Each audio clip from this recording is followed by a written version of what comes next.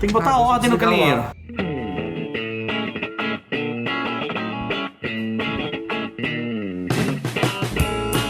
Meu nome é Laís Cerqueira, eu gosto de Monstros que Têm Medo, Visitar Casas da Minha Infância e Lagos. Eu sou Ulisses Beleigoli, eu gosto de Monstros S.A., visitar museus e lagoas. Meu nome é Guilherme Madeira Martins, eu gosto dos quadrinhos do Frank Miller, do Alan Moore, e eu gosto de, ao ler um livro, contar quantas vezes a palavra varanda aparece. Caraca, que doença, velho. Perfeito, poético! Nossa, eu tô muito preocupado. Ninguém vai me perguntar quantas vezes aparece nesse livro? Quantas vezes aparece Nenhuma. nesse livro? 5.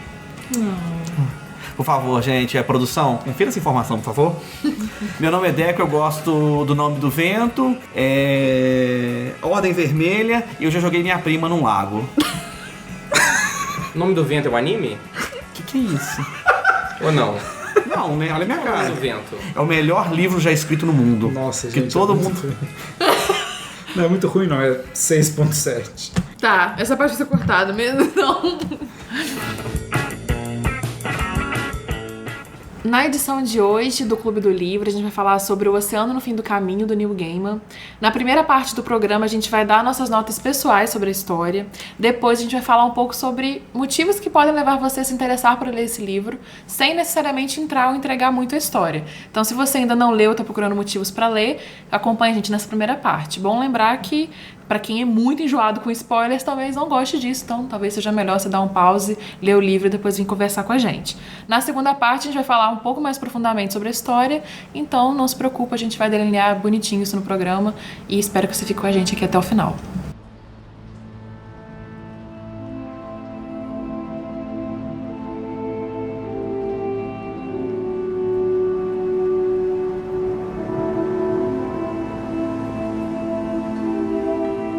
Nossas notas para esse livro. Eu não vou começar agora a minha nota, vai ser outra pessoinha. Eu começo. André. Deco. Eu vou dar um redondo 8.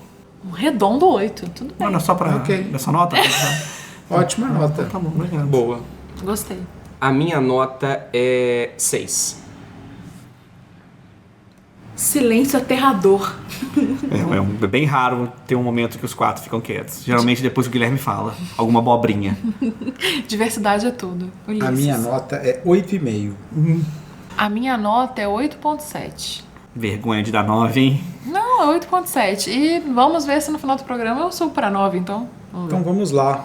Então, Sobre o que é o livro, Ulisses? esse livro é a história de um homem que visita um lago e diante desse lago ele começa a reavivar algumas memórias de uma série de episódios que ele viveu na infância. E o principal deles é que ele participa, de um evento sobrenatural e ele se torna uma porta de entrada para várias criaturas, que teoricamente são de outro mundo, um mundo fantástico, nesse nosso mundo. Então, esse menino vive várias aventuras, bem na fronteira entre a vida comum dele, de criança, com pais, babás, enfim, e esses personagens que fazem parte de um outro mundo, de uma outra criação. E você sabe que esse começo do livro me preocupou muito, porque eu tenho pavor de livro que eu acho que é ficção, fantasia, eu vou pegar tipo assim, não, ele estava só sonhando, ou não, isso só aconteceu na cabeça dele, não, isso são só metáforas. Cara, ou você faz fantasia ou você não faz. Então assim, quando eu comecei eu falei, vai ser essa porra desses livros que nada aconteceu de verdade, tipo... Ele estava sonhando o tempo todo. Nossa... Você espera um último capítulo que vai desconstruir tudo que foi visto. Então, você quer me irritar? Você quer me irritar? Só lembrando o ouvinte que não é sobre isso, o livro. Tá, você quer me irritar? Quero, Deco. Quero te irritar. É colocar coisas que não aconteceram. É igual... Foi um Fake news, é fake news.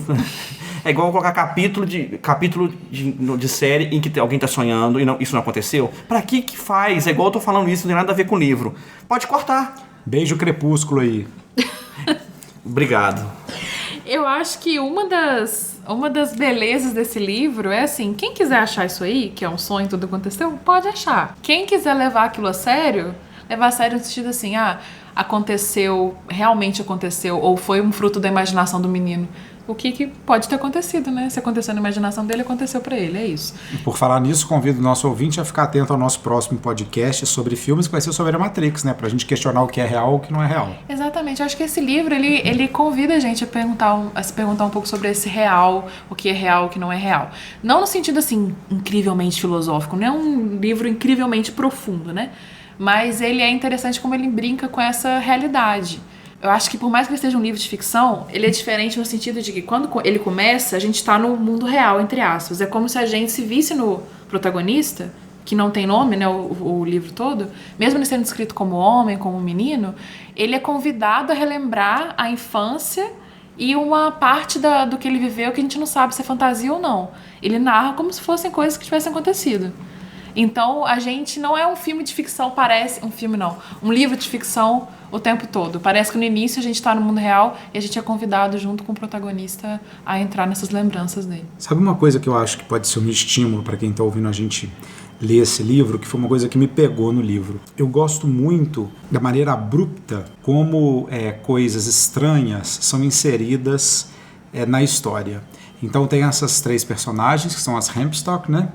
E como elas falam coisas que no universo delas, que a gente não conhece completamente, são muito naturais, e de como isso entra na conversa delas falando com o menino, e a gente fala, nossa, que legal isso aqui, mas aquilo é tratado com muita naturalidade. Então eu gosto muito disso no livro, porque você vai lendo e passa uma página, passa outra página, de repente você se depara com um negócio que é uma ideia, mais do que uma elaboração, é só uma ideia. Olha, será que... Como seria o mundo se isso fosse assim? Será que qual é a idade disso? Nossa, então eu gosto dessa coisa do livro dele ir jogando coisas pra gente sem anunciá-las. Eu gosto disso que o Ulisses falou, porque a forma como a fantasia ela vai sendo inserida na história, ele é muito interessante no início porque ele vai te fisgando e aí você começa a ficar curioso. Quando começa a aparecer uma moeda, aí fala assim, nossa, eu não tinha visto essa moeda desde 1930. Aí eu parei e falei, 1930? Pô, é uma moeda muito antiga, então por que essa moeda tá aí? Então aos pouquinhos ele vai inserindo algumas questões que a gente começa a ficar curioso, só que ao mesmo tempo eu acho que foi muito... Quando você fala que é abrupto a forma como aparece... Eu acho que ele vai jogando a questão da fantasia, só que de repente a fantasia ela vem muito forte de uma vez só.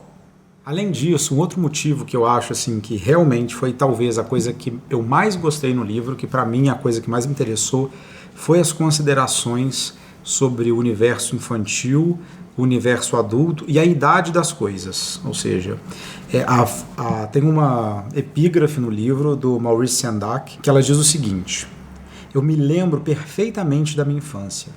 Eu sabia de coisas terríveis, mas tinha consciência de que não deveria deixar que os adultos descobrissem que eu sabia. Eles ficariam horrorizados. Eu acho que esse livro tem uma excelência em traduzir o universo infantil, essas coisas que as crianças imaginam, sabem, vivenciam e que são incomunicáveis porque elas são crianças e que a única maneira da gente acessá-las é pela memória. E eu achei que tem frases preciosas no livro e insights preciosos sobre o que é uma criança e como a criança encara o medo, a ansiedade, a saudade, enfim. Eu indiquei esse livro para algumas pessoas e algumas pessoas leram, e eu achei um ótimo livro para uma introdução à fantasia. Se você nunca leu nada, porque ele trata problemas reais, vamos dizer, ele tem um post, ele começa com um funeral, que não é um spoiler, que é a primeira página do livro. Depois ele trata de traição dos pais, de um jeito, né, dele. Eu falei, ele é meio que enfiou a cabecinha, só a cabecinha no cu da fantasia, sabe? Não enfiou o pau inteiro. A Apple acabou de... Mas gente... Só o tipzinho aqui, ó. A Apple acabou de... Gente, você mulher que tá nos ouvindo aqui. Essa coisa de homem com pau, né? A gente tem que colocar que é explícito esse. É isso que a gente precisa fazer. Entendi, valorizo. E digo mais, é uma boa introdução para Neil Gaiman. Porque o Neil Gaiman é um autor super hypado atualmente, com assim, super merecido ele ser hypado. Mas, enfim, pra quem não sabe, o Neil Gaiman é autor de Sandman, que é um dos melhores, né, quadrinhos, na minha opinião. Mas de várias outras pessoas também, que são mais importantes que eu. Coraline. Então, assim, agora Deuses Americanos também foi adaptado por uma série na Amazon. Enfim, o Neil Gaiman é um ótimo contador de histórias, um ótimo autor. E esse livro, além de ser uma ótima introdução à fantasia, igual o Deco falou, também é uma ótima introdução ao Neil Gaiman. Ele é muito Neil Gaiman. Muito Neil Gaiman. Eu comentei isso também quando eu acabei de ler o livro. Muito Neil Gaiman. Muito Neil Gaiman. Ele brinca com essa questão da realidade, ele brinca com essa fronteira entre infância e a fase adulta. Uma coisa que eu gosto no livro é uma parte que quando, se eu não me engano, é o protagonista adulto falando que ele não sente saudade da infância, mas que ele sente saudade de sentir prazer nas coisas simples, mesmo quando o todo estava desmoronando. Então ter essa capacidade de escapismo. Que detalhe, ele fala isso quando ele está comendo, e esse livro descreve as coisas que eles comem, e eu acho isso uma barata. A comida é importante. A comida é importante nesse Yachi livro. de Chihiro. Pra mim, de certa forma, foi quase um primeiro contato com o Neil Gaiman, porque quando eu li o Sandman, eu era muito, muito jovem. E assim, a impressão que eu tive quando eu li o Sandman foi, eu acho que eu não estou preparado para entender o Sandman, acho que eu não consigo pegar todas as referências. Então, na época assim que todo mundo falava, o Frank Miller, o Alan Moore, são os grandes são os grandes quadrinistas, junto com o Neil Gaiman, e era tríade assim. O Neil Gaiman nunca foi o meu favorito moleque, porque eu sentia que eu não conseguia pegar. Eu li o Deuses Americanos também, moleque, gostei, mas não apaixonei. Então, só que tem muito tempo que eu fiquei distante do Neil Gaiman. Então, esse livro foi meio que um retorno. Foi quase um primeiro contato que eu tive com o Neil Gaiman. E foi uma boa experiência. Não, né? Deu Então, assim, deu 5 na nota, deu 3.4. Vou tentar explicar o porquê da minha nota. Espero ser convencido a aumentar no final, porque aqui nós não somos críticos literários, né? Nós lemos os livros e vamos aqui conversar num clube do livro. Eu só li o livro e não li resenha, não li o que alguém deve ter pensado sobre o livro. Vim aqui apresentar as minhas impressões e espero ser convencido para poder aumentar a minha nota no final. Vamos então. Mas nesse início, só para dizer a parte que eu mais gostei do livro, eu adorei as discussões que ele fala sobre memória. E ali eu acho que o Neil Gaiman, se alguém perguntar assim, o Neil Gaiman é um bom escritor? Veja o que ele fala sobre memória, sobre o livro, porque ele mostra ali que ele é um grande observador. Porque quando você começa a prestar atenção no que ele fala, você fala assim, nossa, o problema da memória é exatamente isso. Pô, eu não lembro, será que essa rua não era assim? Nossa, essa casa era maior na minha memória. Então ele mostra ali como que a memória, ela faz as pegadinhas, e ao mesmo tempo que ele está dizendo disso, ele fala um momento assim, nossa, aqui que eu beijei a primeira menina. Isso todo mundo lembra, né? Eu acho que todo mundo tem isso bem claro na memória. Quando foi o primeiro beijo, aonde foi, como foi. Então, assim, ali o Neil Gaiman mostra assim, eu sou um bom observador. Não, Ulisses, por favor. Fala a primeira vez que a gente também não esquece. Apple, por favor, Apple, deixa o nosso Pelo amor de Deus, não coloca isso. Isso aqui vai ao ar um dia no futuro para os nossos top patrocinadores e amigos da varanda, exclusivo para ouvir esse conteúdo.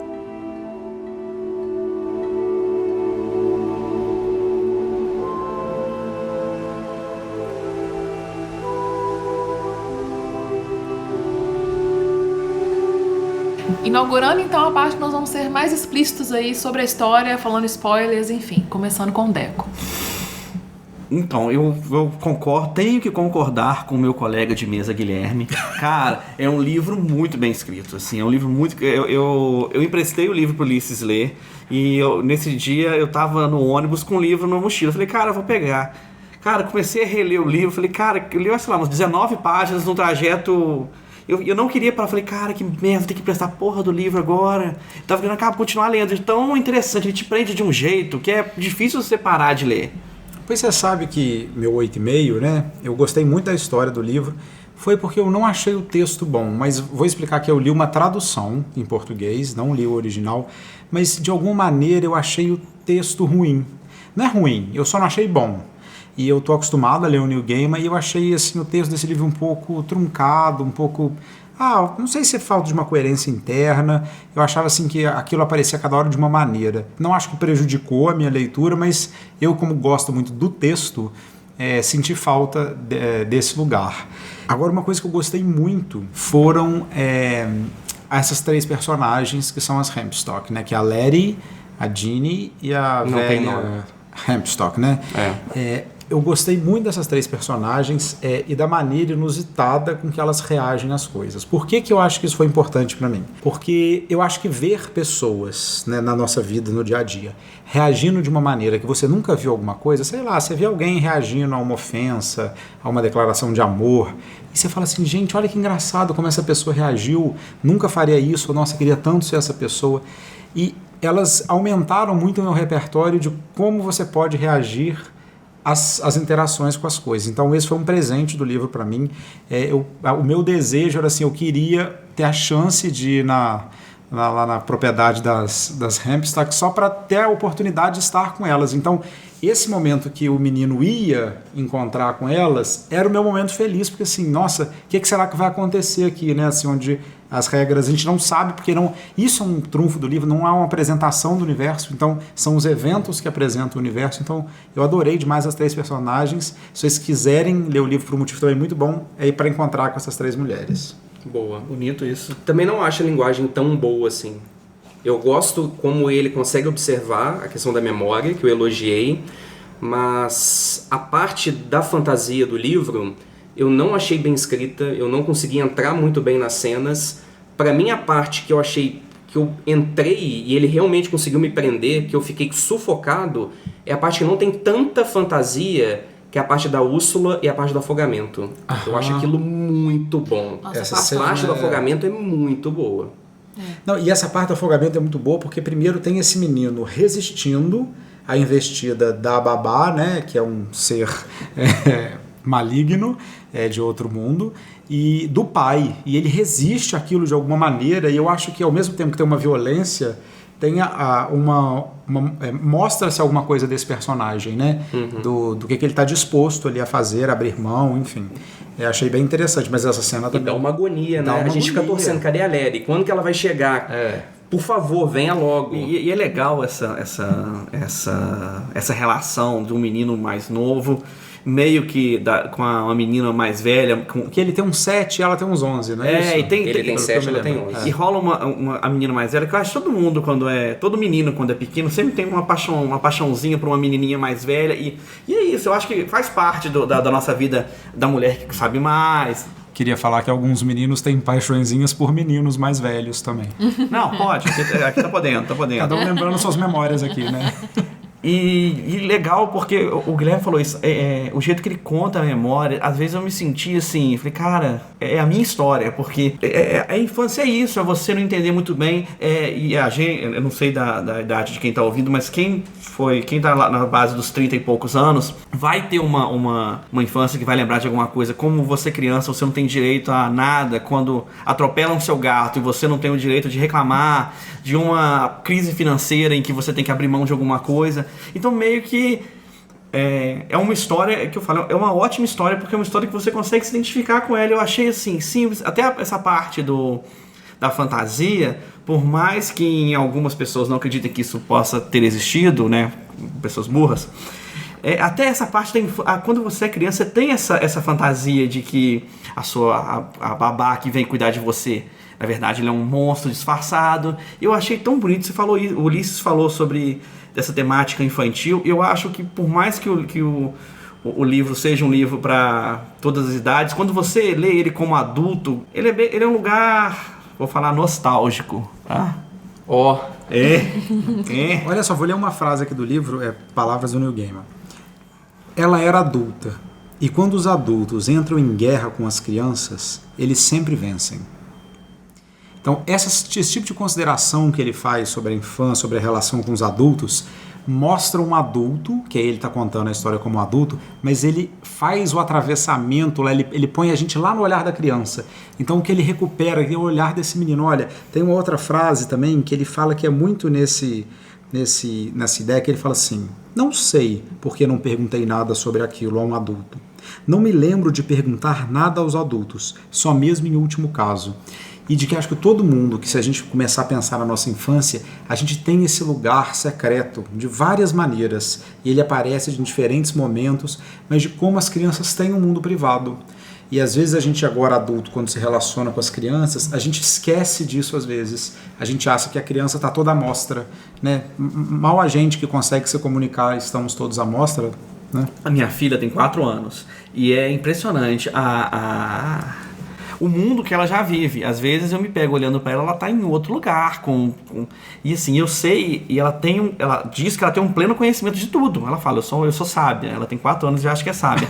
Só que ela entende as coisas de um jeito dela. E às vezes eu tenho que bater boca com ela, eu vejo que não vale a pena, porque eu não quero destruir esse mundinho dela. Eu acho que essa é a função do adulto, destruir o mundo da criança. É só isso que eu ia falar. E já que a gente tá falando muito de idade, eu queria colocar uma pergunta para todos vocês, porque eu fiquei em dúvida. O livro é narrado em primeira pessoa, o narrador ele não é nomeado, nós não sabemos o nome do narrador. Começa ele chegando no funeral e ele recorda o lago e ele começa a recordar de toda a história. Quantos anos tem o narrador?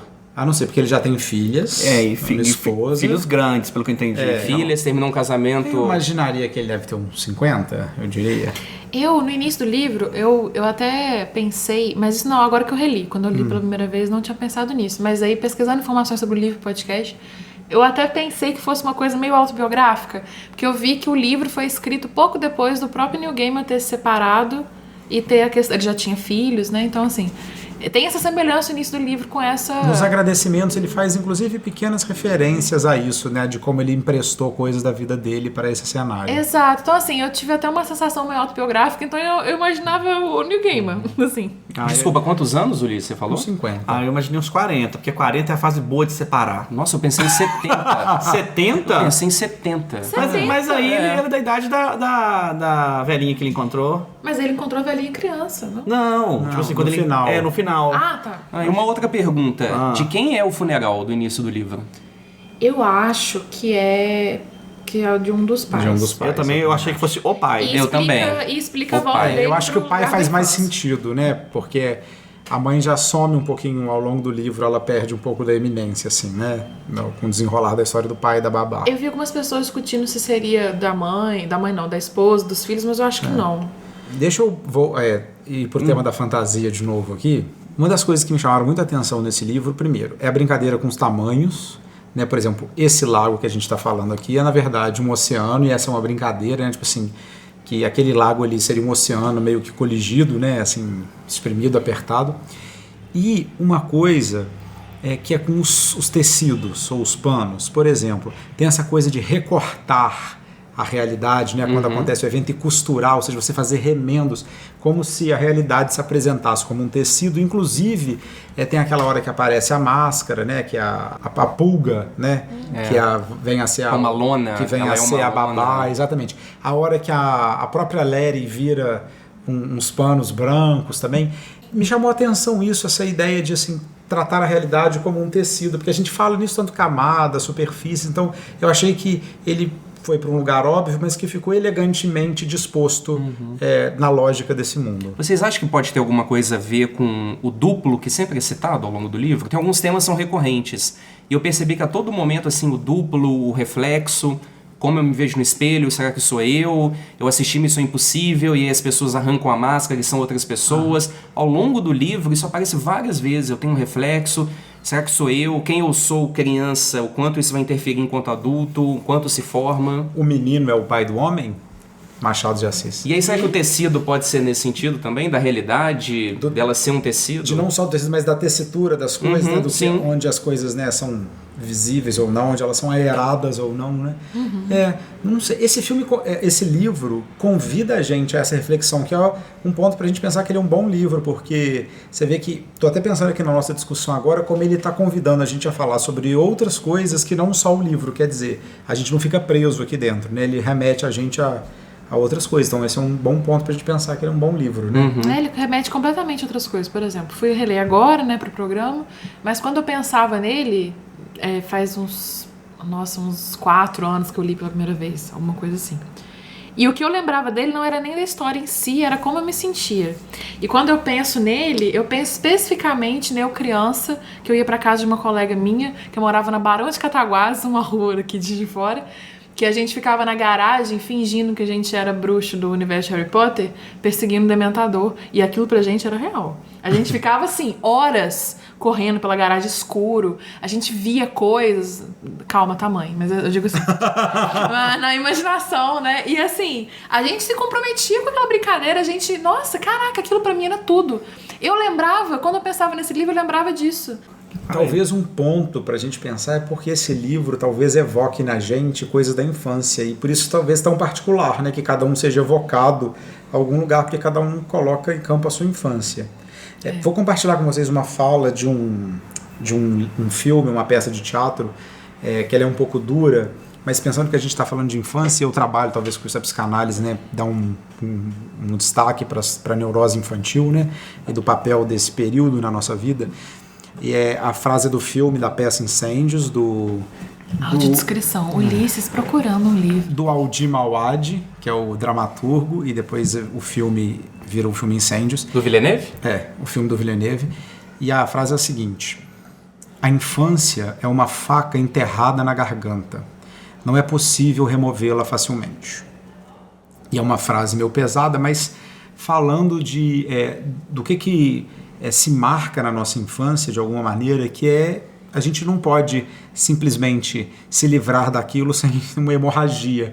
E eu penso muito isso em termos de memória, às vezes, de como quando a gente vai mexer na infância, tem uma memória que vai escapando, vai se reinventando, vai se criando, e de como isso às vezes desvia o curso da nossa vida no momento, de como às vezes a gente precisa falar assim, eu preciso ir lá lembrar um pouquinho, usar alguma coisa para catalisar a minha memória, para ver para onde isso vai me levar, que eu acho que é o que esse cara faz no início do livro. Eu vou lá, eu sei que lá tem uma coisa para mim, porque no final a gente sabe que ele só se lembra do que acontece quando ele está dentro da propriedade das Hempstock. Quando ele sai, ele se esquece. Quando ele volta, porque ele já esteve ali outras vezes relembrando. Então, alguma coisa também atrai esse homem para esse lugar que para ele é obscuro, mas que de alguma maneira ele sabe que tem alguma verdade sobre ele naquele lugar, escondida, né? Nossa, bonito isso, nossa. Sim. Eu não sei se eu concordo totalmente com isso, principalmente a parte final, porque, e aí eu aproveito e falo uma das coisas que eu não gostei, e aí vocês podem me corrigir se eu tive a impressão errada. Vamos corrigir. Eu gosto muito do prólogo, quando a memória é muito incerta, e ele discute essa questão da memória. Aí quando ele chega no lago, ele automaticamente lembra de tudo. Aí o Ulisses comentou, e eu não tinha pensado nisso, quando elas chegam no terreno, quando ele está no terreno, ele lembra de tudo, quando ele sai, ele esquece.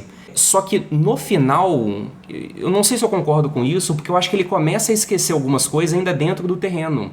Porque já chegando perto do final do livro, depois que ele já contou a história toda, e eu achei isso muito bacana. No início, ele mostra a dúvida da memória. E aí eu tava adorando aquilo. Mas ele lembra de tudo e esse tema meio que some, ele se dilui muito. Eu falei, pô, eu não queria ver isso, eu tava gostando disso. E aí, de repente ele começou a ter certeza e lembrou de tudo. Aí eu adoro no final, e eu acho que ali ele escreve bem também no final. Quando ele começa, depois de já ter lembrado tudo, ele começa a falar assim, mas ela foi pra Austrália, né? Eu falei assim, não, ela não foi pra Austrália. E eu acho que ele estava ainda dentro do terreno. Por isso que eu falo que eu acho que eu não concordo. Verdade. Eu acho que a questão não é só o terreno. Porque ele estava dentro da casa e ele fala assim, cadê ela na Austrália? Então, mesmo depois de ter lembrado, ele esqueceu. A dúvida da memória volta. Muito a bem dúvida da observado, memória volta. E aqui, eu vou ler uma frase aqui do livro também para a gente pensar uma coisa sobre o livro, que é o seguinte. É uma fala do menino, né? Eu adorava mitos. Não eram histórias para adultos e não eram histórias para crianças. Eram melhores que isso. Simplesmente eram. Esse livro, vocês diriam que ele é um livro com uma história infanto-juvenil, é um livro para adultos, é uma história para crianças, enfim. Para crianças não, porque tem uma parte um pouco pesada. Mas Que parte um pouco pesada? Da traição do... Mas, Odeco, eu sempre converso isso com as minhas alunas, né, da faculdade de pedagogia, tudo que, assim, existe tema que as crianças não vivem na vida. Por exemplo, os pais das crianças traem, os cônjuges se traem, as pessoas morrem, as pessoas são assassinadas e as crianças não são poupadas assim, olha, você vai ter que fazer 18 anos para você ser inserida no mundo do assassinato. Não, ela pode perder alguém para assassinato de família. Entendi. Então eu fico pensando, obviamente, né, a gente não vai colocar criança para ver o filme pornô, mas eu fico pensando assim, eu acho que como criança eu teria eu gostaria de ler esse livro. Ele não é um livro inviável para uma criança. Obviamente ela não vai captar todas as coisas, mas eu vejo uma entrada para uma criança nesse livro, assim, sei lá, de uns 9, 10 anos, e ao mesmo tempo vejo uma entrada para nós. Porta de adultos. entrada pra droga. Mas eu acho um livro de infanto-juvenil. Eu acho. Eu não sei se um adolescente, se uma infanto-juvenil, eu com 15 anos, com 17, se eu teria entendido, não de entender, mas de sentir o que eu senti nesse livro. Porque você está nessa idade desse infanto-juvenil, a sua ligação com a infância é outra. Não é nostalgia, graças a Deus não sou mais criança. É de negação, Então eu não sei se ele fez sucesso com o infanto-juvenil. O que mais me chamou a atenção no início é, como eu já disse, a discussão da memória. E aí eu fiquei pensando, realmente, o quanto a infância, ela nos marca e nos faz ser quem nós somos. Só que eu acho que o livro, ele não apresentou muito quem é o narrador hoje, seja lá a idade que ele tem. Eu não sei exatamente quem ele é hoje para saber o quão impactante foi a experiência que ele teve. Porque a gente sabe que ele é um pouco infeliz no trabalho. Tem uma parte no início que ele fala assim, eu faço de vez em quando arte, às vezes arte verdadeira.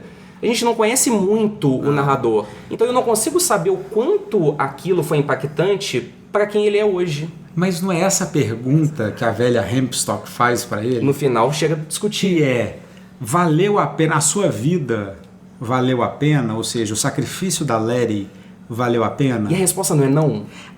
Eu não lembro, ele pergunta assim, fui não, ele não aprovado. responde. E aí uma hora ele olha pro lago e pergunta assim, eu passei... Como assim, né? Eu passei nesse teste, eu fiz a minha vida valer a pena?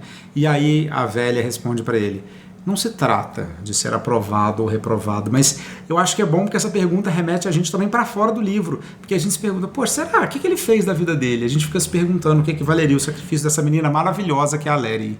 Maravilhosa. Eu queria saber mais da vida dele hoje. Essa cena da morte dele, mais. gente, da morte dela, tô tratando aqui, né? Que é a hora que os pássaros... Eu achei isso tão profundo e tão marcante, essa coisa dos passos começarem a dilacerar, ele sente e depois ele descobre que talvez ele tenha morrido mesmo, que tem ali uma troca simbólica que a gente não sabe qual que é, mas isso foi uma coisa bem impactante para mim, assim, de ele ser comido pelos pássaros. Eu achei clichê. Eu esperava, eu falei, não, ela vai se sacrificar por ele. Eu sabia que ia acontecer. Eu também achei, eu acho que é isso mesmo. Eu também imaginei que ela fosse sacrificar por ele, mas uma questão aqui, eu desconfio que seja uma pessoa só. A Letty e ele? A mãe.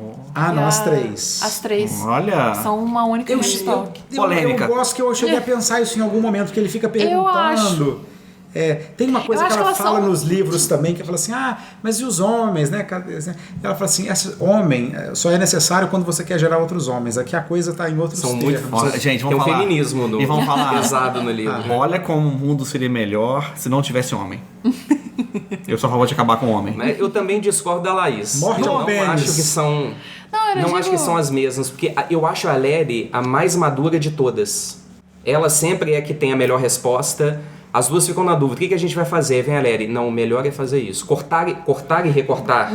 Sempre é ela que tem a saída mais madura, a melhor resposta. Perdão, amigo. Eu não acho que necessariamente elas são a mesma coisa. Eu acho que é como se elas fossem uma entidade.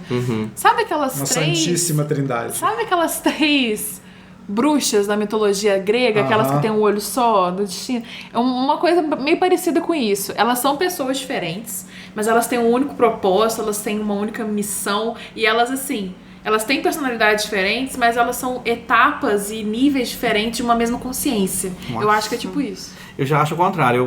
No contrário não, já acho diferente, porque o Guilherme falou da criança ser a mais sábia, mas isso é uma história de crianças. Então, assim, eu acho que a ideia da história é isso, é mostrar que a criança tá certa ali naquele mundo dela. Então, quando a menina responde primeiro que a avó, não quer dizer que a melhor resposta é a mais rápida ou que é a mais sábia, mas é porque é uma história em que as crianças estão resolvendo o problema. É tipo um Stranger Things da vida.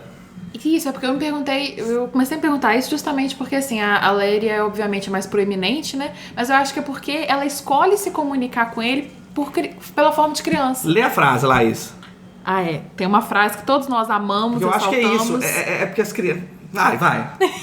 A frase que adultos seguem caminhos, crianças exploram. às vezes as mais velhas, elas não... A questão de ter a resposta ou não é uma coisa, mas na cabeça da criança tudo é muito simples. Tem inclusive um discurso sobre isso no livro, que eles falam sobre quem... você sabe tudo? Eu sei, mas quem já não soube tudo em algum momento? Enfim, tem uma discussão sobre isso. Um caso, assim, só para ilustrar bem isso, de como é que a cabeça da criança funciona de um jeito e, na verdade, o adulto só serve para castrar mesmo. Eu estava num lugar com crianças e tinha um mato do lado, aí ele perguntou, papai, tem fada ali? Aí eu falei, antes de eu responder, um outro pai, claro que não, isso não existe. Para minha filha de 4 anos, eu falei, não, tem fada, tem saci pererê. Eu acho que o adulto, ele transforma o mundo numa coisa em que não precisa, gente. Eu acho que esse livro é lindo disso, da gente não saber se isso aconteceu ou não aconteceu, mas aconteceu de um jeito ou de outro, aconteceu, porque isso existe dentro daquela fazenda.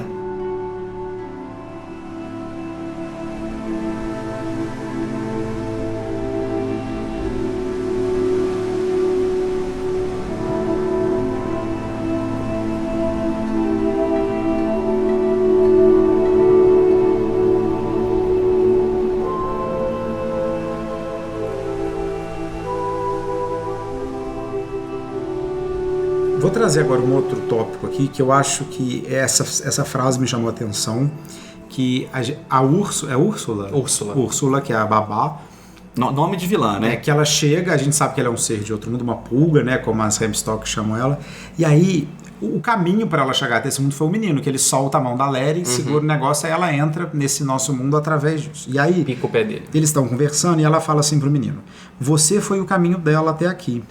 E ser uma porta é perigoso. E o que me chama a atenção nesse livro é o quê? O problema que essa criança cria, esse menino vive, é tratado ali que assim, ele foi a origem do problema.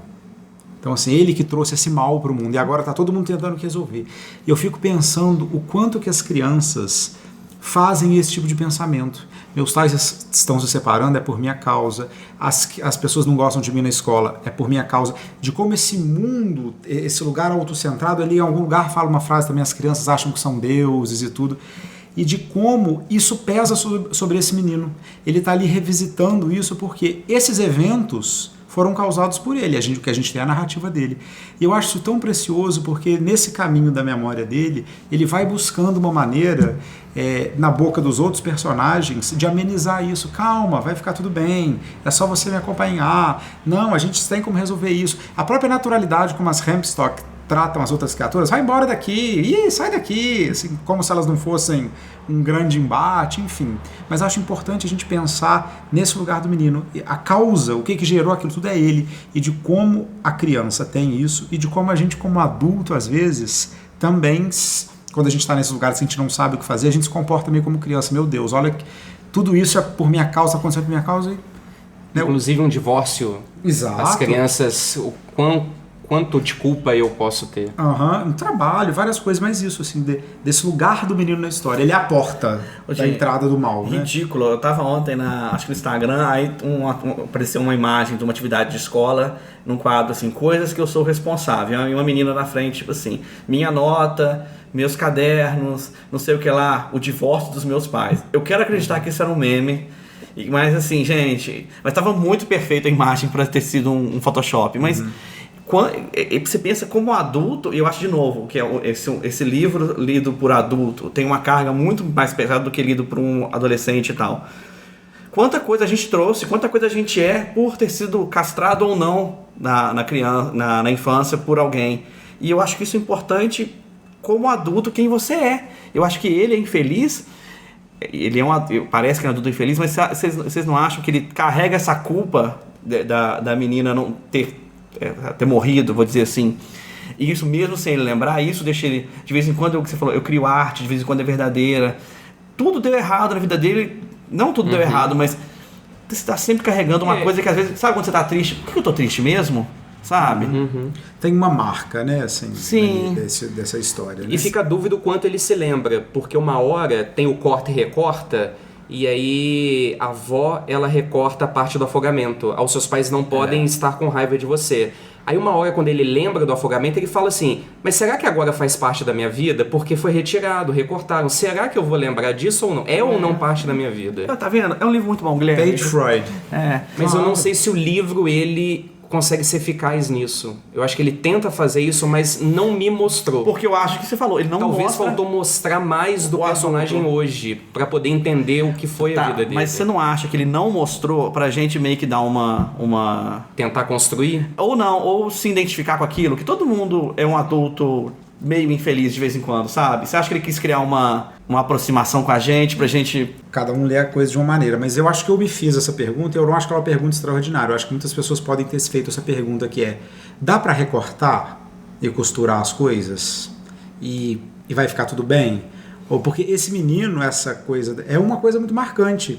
E é isso, ela vem à memória, mas depois ela sobe, mas ele volta nesse lugar onde ele lembra. Então, eu acho que assim, falando, né, assim, desse lugar, né, a gente já falou sobre lembranças encobridoras aqui no episódio do Que Te Pertence, mas de que tem uma porção, né, das coisas que não são lembradas, ou são rememoradas, ou inventadas, que elas realmente mexem com a gente, principalmente as que a gente não lembra, porque a nossa tendência de quando tem esses lugares que são muito significativos e que a gente não lembra, é a gente construir alguma coisa para ocupar esse lugar, né, seja uma memória, um sintoma, enfim. Eu acho que o testamento de quanto que essa experiência foi importante para ele, foi marcante, é ele voltar para esse lugar, mesmo não lembrando, mas algo leva até ali no início do livro. Então, assim, ele acabou de passar por uma coisa traumática, esse velório que a gente não sabe de quem, e ele se pega voltando para aquela rua, indo até o fim daquela rua, buscando a casa da Várias amiga. vezes voltou naquela rua. É, exatamente. No final a gente tem essa revelação, que várias vezes, quando aconteceu isso, você veio aqui, anos depois você veio de novo. Agora, sabe uma coisa que eu achei muito terna no livro? Isso foi muito... Eu gostei de ler. Sabe quando dá quentinho no coração? É porque esse livro é um livro, de uma certa maneira, sobre proteção. Como várias vezes esse menino se sente protegido por essas mulheres. E não pelos pais. Não, tem aquela hora do... tem aquela hora do círculo de fadas, que ela fala, não sai daí, não deixa, eles vão tentar te convencer daí, mas aí fica aí que você está protegido. E é a propriedade, é dar a mão pra Larry. E essas horas que esse menino era protegido, eu me sentia protegido assim, gente, que bom, agora que ele tá protegido. Tem muito esse E obviamente, né, um pulo na história é quando ele abre mão dessa proteção, que é um passo importante, porque ele fala, para acabar com isso, eu tenho que sair desse ciclo de proteção, que é quando ele vai em direção, né, aos pássaros lá. Mas não sei, eu me senti acolhido lendo o livro. Assim, toda vez que a Larry ou as Hempstock protegiam o menino, eu falava, ai, que bom que ele está sendo protegido por essas mulheres. Tá Aí. vendo? É um livro que te faz bem, tá vendo? É um livro bom, não merece 6.5. Quem que deu 6.5? Eu não sei, porque eu dei 6. Pare, tô tomando cu. O Deco Vamos pro tentou... final do trem, então? Val, Nós vamos mudar nossas notas? Alguém vai mudar? eu não lembro minha nota. 7.5? 8,5. Não, você deu mais, não deu não? Eu dei 8,5. Eu dei Eu vou mudar. 8.7. Eu vou mudar. Você vai mudar pra qual nota, Elis? Eu vou mudar para 9, no meu critério pessoal de que 8 é bom e 9 é ótimo. Eu vou mudar para o 9, porque eu acho que ele entrou nessa casa. A gente conversando agora aqui, eu vi que ele me tocou mais do que eu achei que ele tinha me tocado. É porque eu acabei de ler hoje, eu ainda estou sob o efeito da... Eu acabei de ler o livro já tem um bom tempo, então eu não senti isso. Mas agora, conversando, Caraca, que livro amplo, né? Eu vou dar um... Eu não lembro minha nota que eu dei no começo do podcast, mas então eu vou dar um 9. Eu acredito que foi maior, que eu nunca tinha dado um 9. Eu vou manter 8.7. Eu acho que é uma nota alta e mantenho a nota alta. Eu gosto muito desse livro. Agora, gente, silêncio. Guilherme vai falar. Eu vou diminuir para 5,5. Tira minha virilha, Guilherme. Porra! Subverter a expectativa. Que pariu, velho. Ao dar nota 6, eu já tinha alguns pontos que eu não havia gostado. E depois da conversa, eu acho que eu intensifiquei esses pontos que eu não gostei. Eu acho que ele tem um problema de efetivar algumas questões que ele apresenta. Então, 5,5. Tudo bem, né? A gente não pode agredir ninguém. Acho que foi importante essas mudanças de notas. Se pra por mais acaso e eu pra não menos. aparecer nos próximos episódios do podcast, o motivo Não, você já sabe. ouvinte, a gente aqui valoriza a diversidade de ideias. A gente escrotiza. Menos fascistas. É. Mirando todo mundo por quê? eu tenho que mandar alguém tomar no cu? Fora o patriarcado? O que Indicar é? nossas coisas. Vamos. Gente, não sei o que indicar. Dá uma rodada aí das indicações de vocês. Então eu quero indicar, porque lendo o livro, primeiro eu queria indicar que todo mundo participe de um clube do livro. Porque eu vou admitir uma coisa, quando eu cheguei mais ou menos na página 70, se eu não tivesse que participar de um clube do livro, eu desistiria. Só que eu me forcei a continuar. Por mais que eu tenha dado essa nota, eu não me arrependo de ter lido o livro. Então valeu a pena, a experiência foi boa. Concordo. Então acho que eu recomendo todo mundo fazer parte de um clube do livro, nem só para se forçar a ler. Então essa é uma indicação que eu deixo. E aí lendo o livro, e aí eu falei aqui que eu acho que é um livro de infanto-juvenil, eu queria indicar um livro infanto-juvenil que me marcou bastante. Quando eu era adolescente eu li, eu adorei. E eu vou indicar ele porque vai sair o filme no ano que vem. É um livro chamado Artemis Fowl, O Menino Prodígio do Crime, que é do Owen Colfer. Esse livro foi lançado pela primeira vez em 2001.